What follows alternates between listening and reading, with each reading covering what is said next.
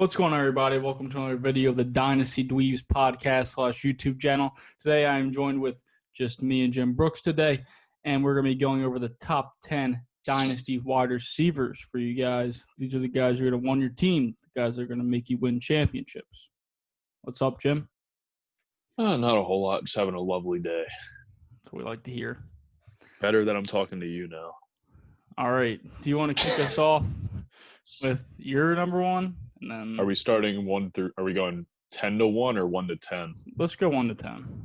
Alrighty. So for my number one, I put Wait, DeAndre is it Michael Hopkins. Thomas?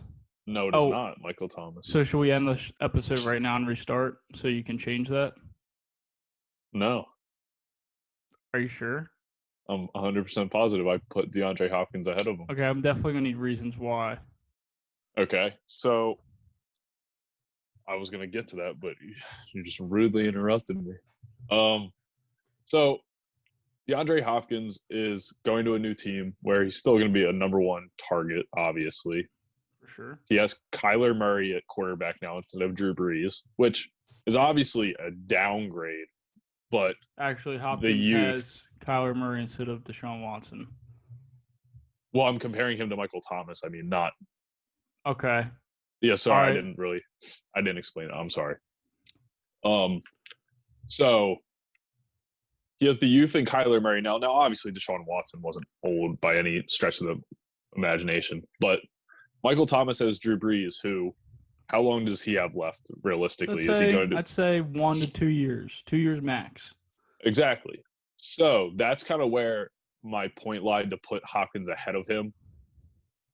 Is that we don't know how long Drew Brees is going to be playing for, and is he going to keep this elite level for the rest of his career?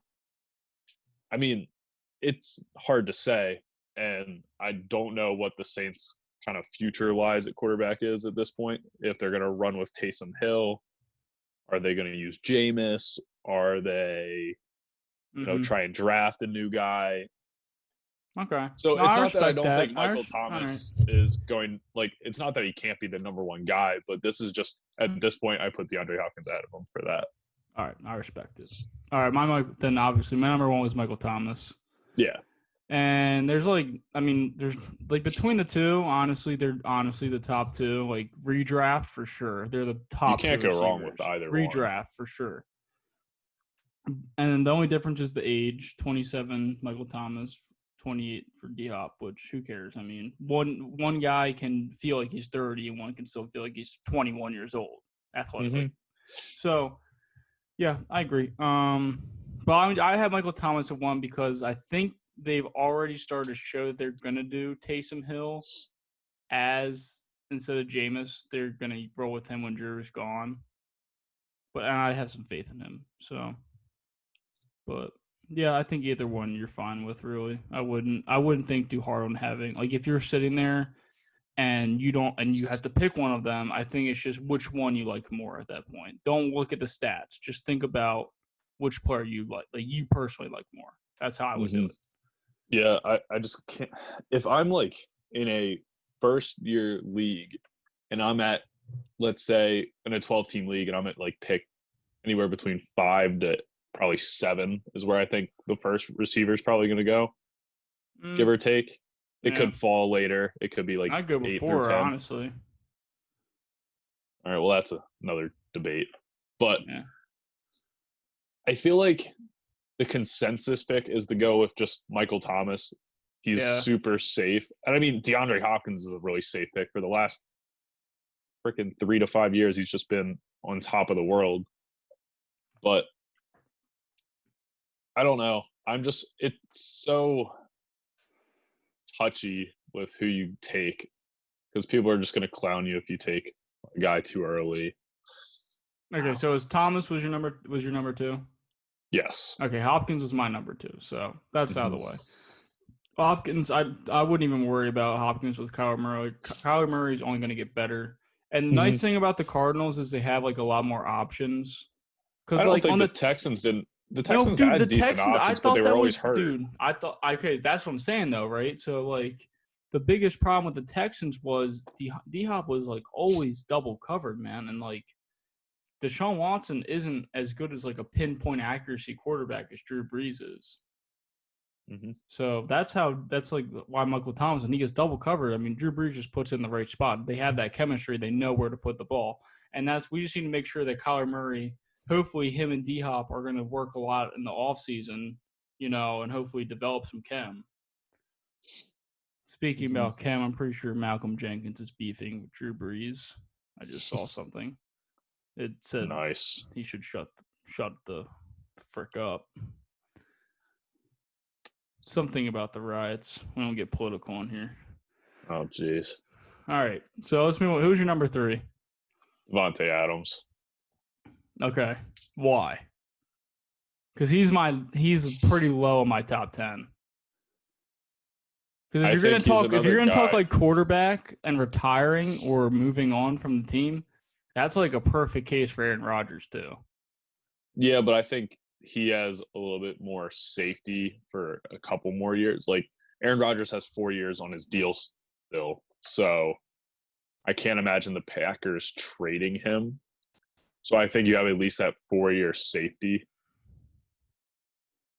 with Devontae and Aaron Rodgers together.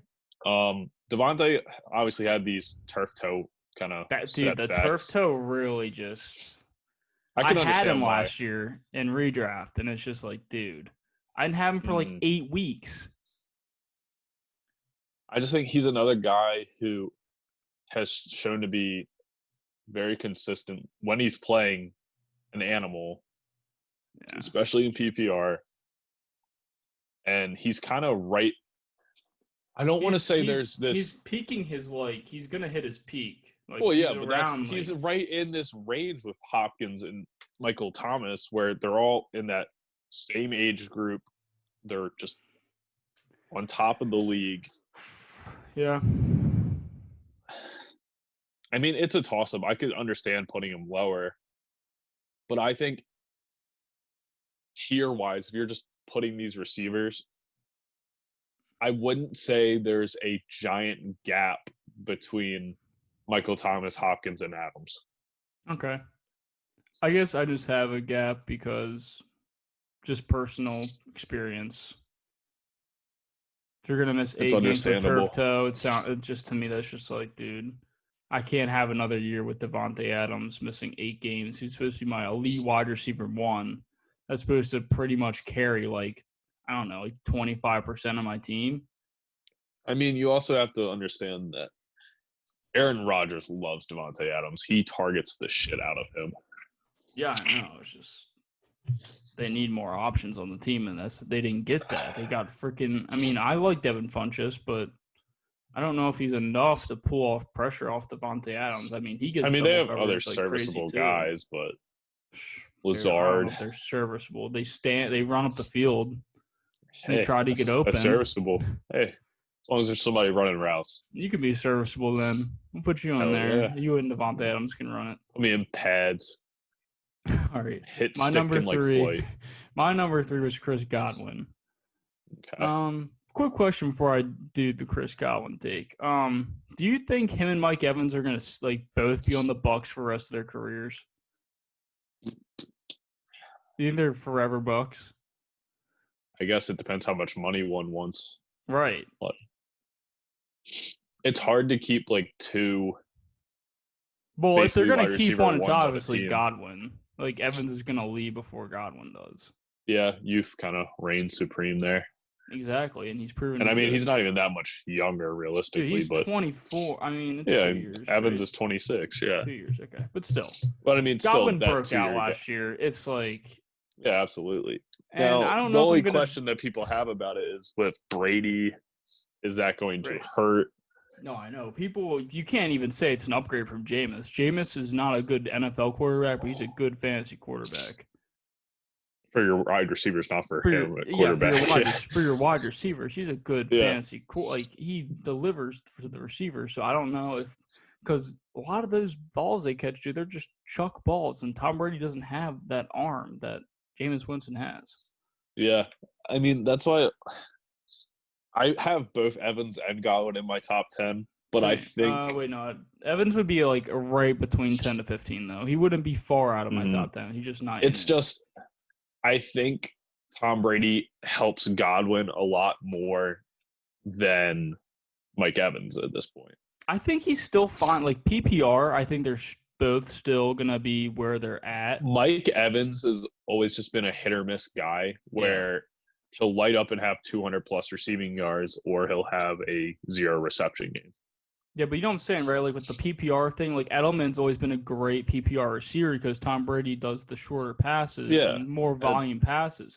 So I think maybe we see an uptick in the receptions this year too.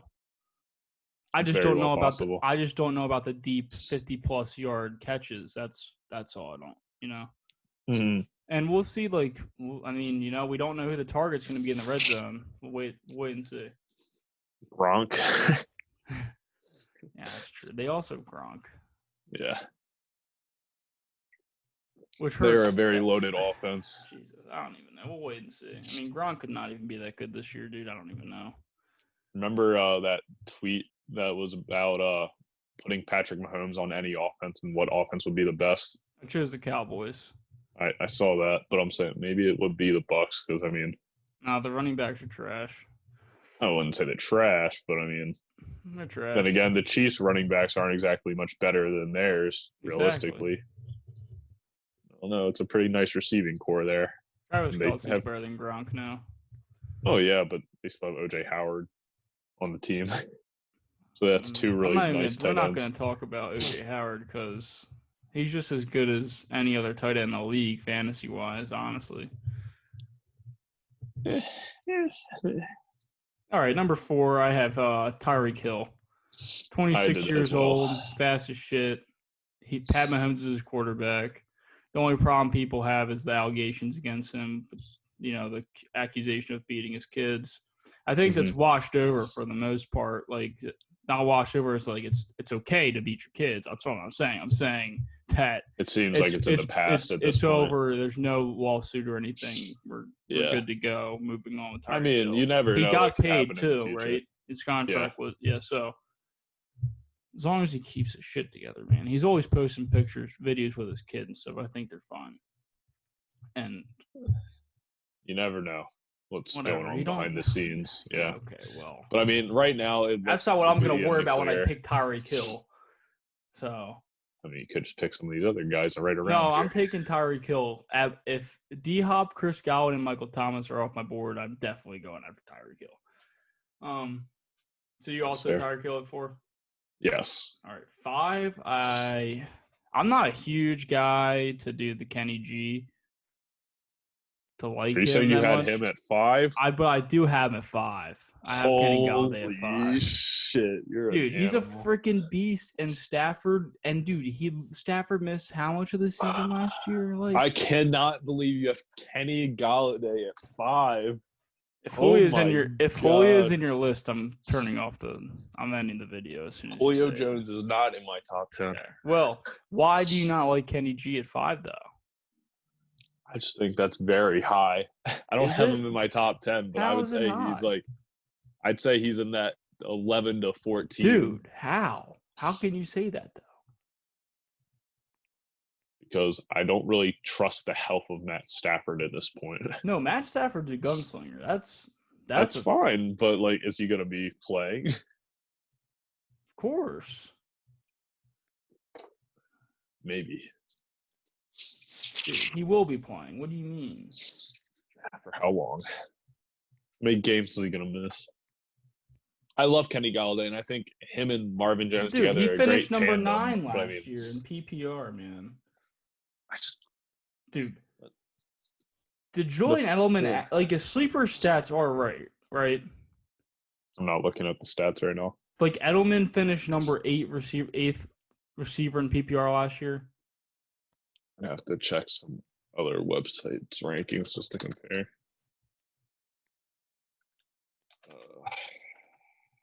That just kind of blows my mind. That seems high. I knew Allen Robinson finished 7th.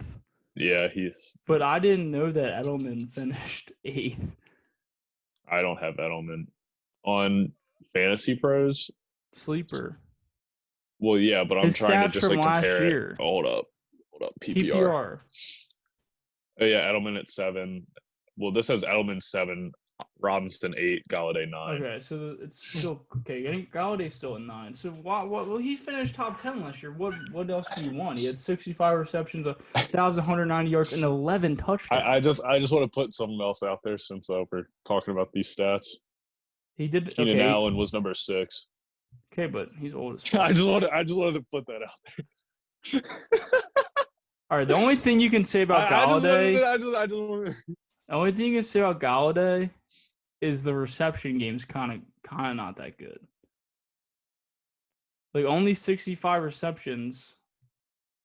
That's a little brutal. It's not that bad. Dude, it's kind of bad. Mike Evans finished 15th last year, and he's the next one in the 60 range. I mean, how many receptions realistically does he need? I would like to see 75 plus this year. Okay, well, that's not like an insanely big jump. That's like less than one more a game. I'd like to see 10 more receptions this year. Okay, that's and not. I think he'll get that with Stafford, and that will bump him up. I think he could finish in the top 7 this year. Now tell me why you don't want Galladay at your 5th spot. Because I just can't put him above some of these other guys.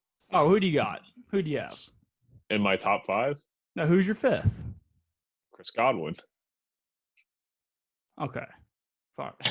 We don't. There's nothing to say there. We already talked about Chris Godwin. All right, who's your 6th? Amari Cooper.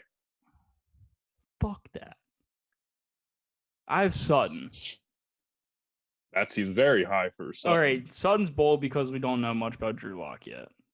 Not only that, but they just added 2 receivers. I don't even care about draft. I don't care. It's Sutton. Sutton is way better. Dude, Sutton is like so far ahead for his age. He's 24 years old, and he is a wide receiver. Like, he is a freaking baller. He's played with scrubs at quarterback, and he still balls. Actually, I do want to also point something out, I guess we aren't really considering as much. So, well, I guess it is. Oh, my God. Okay. So let's go between Kenny Galladay to Courtland Sutton. So Sutton finished 19th in PPR last year, totaling 222.4 points, averaging 13.9 a game. Yeah. Kenny Galladay finished with 248 and 16, which was a 15.5 average, only 1.6 points per game more. Yeah. These guys are all close. It's not like, it's a top 10 list. Every single receiver in this list is a good receiver for Dynasty. I'm saying Courtland Sutton is he'll be in the top 10 either this year or in the next 2 years. He will finish in the top 10 once for your team. I definitely believe that. Wow. Looking at these stats actually makes me think, holy shit. This is a lot harder. This is Dynasty makes it who was so your much 6? more difficult. Amari. I like Amari. I think people sleep on him because of Dak. He's only 25 years old, and people are like. But I mean, then again, I could also argue against him almost, which is stupid. But why? Because of Gallup and Lamb? Yes, and because I'm saying the same thing for Sutton, that he has other receivers around him. Which exactly. Everyone has other receivers around them. But we do have to see how Judy and Lamb actually are. Amari Cooper is more proven than Courtland Sutton at this point. Yes. And he was great on the Raiders. And Dak is a lot better than Drew Lock at this point. For sure. But is it just me, or does it feel like Amari Cooper's been in the league for like 10 years? It does feel that way. Like, I feel like he played for the Raiders forever, and then he just went to the Cowboys. But, yeah. Okay. So, Courtland Sutton was my 6th. My 7th is DJ Moore. I had Mike Evans at 7.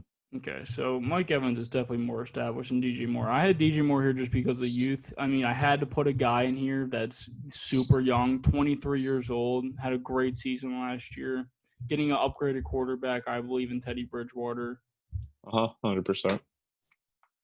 They just have a dynamic offense, and they'll make it work with DJ Moore. When you have a running back like Christian McCaffrey running routes out of the backfield, opening up the field as many ways as he can, it makes DJ Moore a great, even better receiver. We just need him to Oh, get yeah. touchdowns, man. He needs to get the touchdowns this year. Hey, he's learning from Steve Smith. He'll be fine. Facts. So you had Mike Evans at 7. I did. DJ Moore is my 7th. On to the 8th pick. Amari Cooper for me. There's tons of value here. There's tons of value here with Amari Cooper. Like, dude, I'm telling you, I think he's gonna fall in some leagues. People are gonna forget about him. I think a lot of these guys later. I mean, I think these guys who are in, not Mike Evans, but like these 25-year-old guys that are kind of proven players in the league already that can show out to be wide receiver 2s and good options for you are going to fall for the younger guys that people think have all the potential in the world, like the AJ Browns and DJ Moores, and even the upcoming rookies like Judy and Lamb and maybe Ruggs. I don't know. Considering did you hear about his thigh injury? I did hear about that today. Yeah. So, but I mean, the season's so far away. It's just like nothing. It's something stupid that people would just read into. But all these guys, I feel like, are gonna fall into decent spots where you don't feel like you're just getting a bargain on players because. Well, like, yeah, I mean, if we're talking like if you're in a startup dynasty league this year and you have any of these guys, I mean, I could see how you could be a little more upset. Like people are gonna feel like having Courtland Sutton, DJ Moore, AJ Brown is like, and Kenny Galladay is a little different than having Michael Thomas, DeAndre Hopkins, and Adams because you're not certain. But in Dynasty, it's like a stock, man. Sometimes you're holding for the value that's gonna come when they reach that age of 20, when they reach that peak age, and hopefully they can ball out before that. Yeah, I think Kenny Galladay is probably one of those guys. I don't know. There's something about like a player's name that kind of brings value to him too, and he has just like a name where I hear it and I'm just like, all right. No, dude, he's a beast for sure. I know, 100% I agree, and he's super underrated, and I'm probably undervaluing him myself. But like, I hear the name DeAndre Hopkins and it just pops. Well, yeah, it's name value. I mean, like, it's just like Juju last year. It's like you could shop him, just like be a like celebrity at this point. Yeah, like you could shop him for the name so much, like early in the season when he was still terrible. Like the move would have been as soon as Big Ben got hurt, you would have traded him away and still got good value. All right, so Amari Cooper was my 8th. AJ Brown, number 9, 22 years old.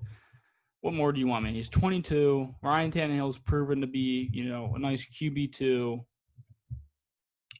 And AJ Brown just came off a really good rookie year. It's a good offense. I mean, yeah, pound the rock and then give AJ Brown the ball. Yeah. And Jonnu Smith. Is he your 9th? He is. Hey, look at that, man. I don't really have anything else to say about it. If you want youth, you go for AJ Brown. 100%, dude. I mean, imagine if you have AJ Brown and DJ Moore on your team. That's a nice little young team, man. That's a good team, too. I think. Players that are good now that can probably just keep improving. Hopefully. I mean, players do fall off. I mean, it happens. You don't know. I mean, he could be terrible next year. These are just guesses. It's also, that's the worst part, is he's only had 1 year. So, I mean, he put up a really nice productive first year, and now we're putting him in our top 10. It's scary to kind of think. Yeah, but it's like, I mean, we're not talking redraft, though. We're talking dynasty. Like talking about AJ Brown redraft, that's a hard conversation to have. Yeah. I think he's a great player for the future, and he could become one of these top 5 guys. Depending on what the Titans got to figure something out. I don't think Tannehill is exactly the guy of the future there. I think he is. They went to the playoffs last year, and they beat the Patriots and the Ravens. But that wasn't really Tannehill's kind of. But maybe that's what they don't need that, though. They just need to pay the other guys around them, I mean, kind of revolves around Derrick Henry. Exactly. So just pay everyone else, do their job, let Derrick Henry pound the ball, and chuck it to AJ Brown. We'll see. All right, my number 10 was Devontae Adams. I couldn't leave this guy out of the top 10, obviously. It's just, like I said, it's just turf toe. That's the only thing he got downgraded from me. I owned him in redraft last year.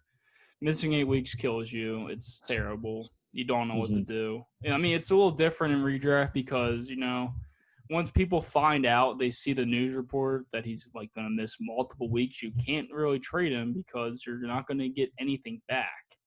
But, Mhm. in Dynasty, if Devontae Adams gets turf toe, you still get decent value. I mean, you're not just gonna trade him because of turf toe. It's not just that; it's the whole Aaron Rodgers situation too. Yeah, but I don't. I guess he is at a point where if you're worried about It's that, make or it's break for me selling. this year for Devontae Adams, dude. This But needs to be if like you're saying, this has to be one of his best years ever. yep, and if you're trying to kind of get rid of him, this is probably the best year to do it. Oh While he yeah, still like has, a team that's win now, yeah, and you want to trade Adams for some youth, go for it. yeah, but it's also you kind of don't want to give somebody Devontae Adams if they're trying to win now. Then they're just going to be stacked for the next couple of years. They're going to be harder to beat. All depends on your league, I guess. Who was your Who 10th? knows? Juju. Shut the fuck up. I don't like to use the F word on here, dude, but you're serious? I did put him at 10. Damn. And he is like the youngest player in the league still, isn't he? And I was still. How I'm old really is he? worried. Is he 22 or 20? He just I turned think. 22? No, he's not. I think he's 23. Dude, are you sure? Pretty sure. I saw today he's like 3 months younger than Keyshawn Vaughn. Yeah, he's 23. Yeah. Dude, come on. He's at your 10th? Why? I just think. I'd rather have like a lot of different guys. Maybe Sutton's not even before him for you? I'd probably end up changing it, but You already said it. You got to give me a take on why. Well, now I'm kind of thinking of all the negative reasons why I wouldn't have one. Dude, he could be. Dude, obviously, here's your take right here. Big Ben is coming back this year, and you just think that he's going to ball out like he did 2 years ago. Exactly, but that's the thing, though. It's the same thing as Big Ben. Is he going to play one more year, or? And then his backups are fucking Mason Rudolph, Duck Hodges. Dude, yeah, that's what I'm saying. If you own, dude, I just feel like he's like, dude. So startup Dynasty, is he like a player that he's a value play to you, or is he like a mess that you're not willing to mess with? To be honest, I probably would not draft it. There's certain guys that I just like steer clear of because I know people will take him in the early rounds. Oh yeah, I think there's certain players, like I said, that I would just steer clear of, and I wouldn't draft. Like, I'm not saying he's not a wide receiver too. He's gonna be a wide receiver too, no matter what, for me almost. But he used to be a 1. Like I said, he's just probably a guy who I wouldn't end up drafting, but I can understand the value in him. There's guys like I saw a mock draft today. Kenyon Drake went 12th overall. Really? We don't need to talk about this. This is I was so triggered after seeing that shit, dude. I was like, was that for a dynasty draft? Yeah, I think it was Real Deal. It was like his mock with a bunch of people. I didn't see who drafted him, but I just can't imagine drafting Kenyon Drake in the first round. What makes you think like that? You just like that's like so troll, right? I don't think it was, but like, if I saw a Kenyon Drake pick in the first round of our league, I'd be happy, to be honest, because I just feel like I'm going to win at that point. This guy is just trying to lose. Dude, in Dynasty, my eyes, he's going to go like 3rd round. No way. Yeah. 3rd or 4th. I don't believe it. I can understand like it's a good 4th offense. to 5th. Oh, God, dude. I don't like Kenyon Drake. You already know that. I was burned by him in redraft 2 years ago, and or was it last year? Last year. We're wrapping this up. No, it was 2 years ago. Yeah. Anytime Kenyon Drake comes on here, there's no need to keep going on about this. All right, there's your top 10 Dynasty wide receivers. I know there's not many of you subscribers out there, but if you did watch this, drop your favorite out of these top 10 receivers. That's or if we missed one, actually don't do that. If we missed a receiver that's in our top 10, that's in yours. That's not in ours, that's in yours. Comment it. Yeah. All right. Like and subscribe. Peace out. Thanks for watching.